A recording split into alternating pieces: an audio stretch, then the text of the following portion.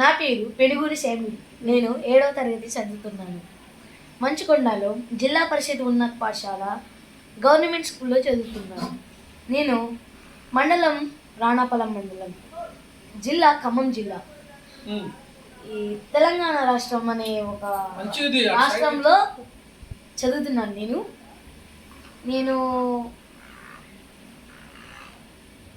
మంచిగా చదువుతాను. నాకు అదే ఇంగ్లీష్ వచ్చి, తెలుగు వచ్చి. నేను మా డాడీకి ఖమ్మంలో ఉంటాము. మేము మా పెద్దక్క చదువు కోసమని ఉంటున్నాము.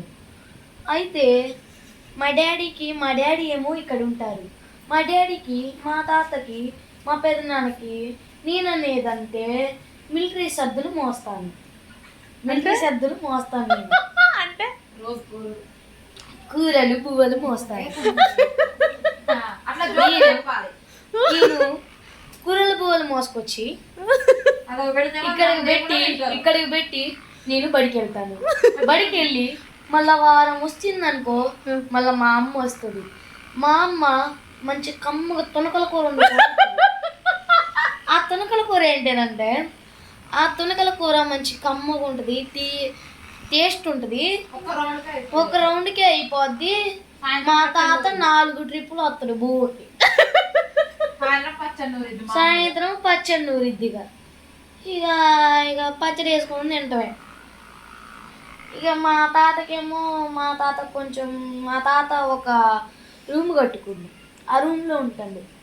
మా తాత ఏదో వార్తలు వింటాడు. ఆ వార్తలు తెల్ల